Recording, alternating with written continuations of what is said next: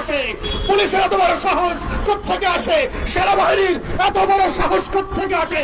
তারা কি গত বছর কোন শিক্ষা নেয় নাই যে বাংলাদেশের জনগণ যারা জেগে উঠেছে, যারা এখনো প্রতিদিন এবং প্রতি রাতে এই দেশের স্বাধীনতা এবং সার্বভৌমত্বকে পাহারা দিচ্ছে, তারা যৌথ বাহিনীর ট্যাঙ্কের সামনে দাঁড়াবে? আপনারা যদি আমাদেরকে শত্রু বানান, আপনাদের সার্বভৌমত্বের পোশাক এই দেশের মানুষ কেড়ে নেবে, ছুঁড়ে ফেলে দেবে। এই সেনাবাহিনী, এই যৌথ বাহিনী, এই পুলিশ ট্যাক্সের টাকা দিয়ে পালবার কোনো দরকার নাই।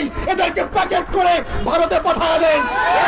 বাংলাদেশের সেনাবাহিনীকে নিয়ে বাংলাদেশের মানুষ এবং ছাত্র জনতা এবং রাজনৈতিক দল কেন সেনাবাহিনীর বিরুদ্ধে লেগেছে, কি বলতেছে সেনাবাহিনীকে নিয়ে আপনারা শুনলে অবাক হয়ে যাবেন। তাই বিস্তারিত ভিডিওটা দেখার জন্য আপনাদের মাঝে অনুরোধ রইল। এবং কেন সেনাবাহিনীর বিরুদ্ধে সবাই লেগেছে, আসলে সেনাবাহিনী কি দোষ করেছে এবং বর্তমান পরিস্থিতি নিয়ে সেনাবাহিনীর কি অবস্থা, এই বিষয় নিয়ে আজকের এই ভিডিওটা দেখলে আপনারা জানতে পারবেন। তাই ভিডিওটা ধৈর্য সহকারে দেখবেন। চলুন মূল ভিডিওটা এখন আপনাদেরকে দেখাচ্ছি।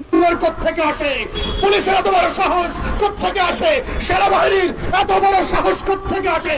তারা কি গত বছর কোন শিক্ষা নেয় নাই যে বাংলাদেশের জনগণ যারা জেগে উঠেছে, যারা এখনো প্রতিদিন এবং প্রতি রাতে এই দেশের স্বাধীনতা এবং সার্বভৌমত্বকে পাহারা দিচ্ছে, তারা যৌথ বাহিনীর ট্যাঙ্কের সামনে দাঁড়াবে? আপনারা যদি আমাদেরকে শত্রু বানান, আপনাদের সার্বভৌমত্বের পোশাক এই দেশের মানুষ কেড়ে নেবে, ছুঁড়ে ফেলে দেবে। এই সেনাবাহিনী, এই যৌথ বাহিনী, এই পুলিশ ট্যাক্সের টাকা দিয়ে পালবার কোনো দরকার নাই।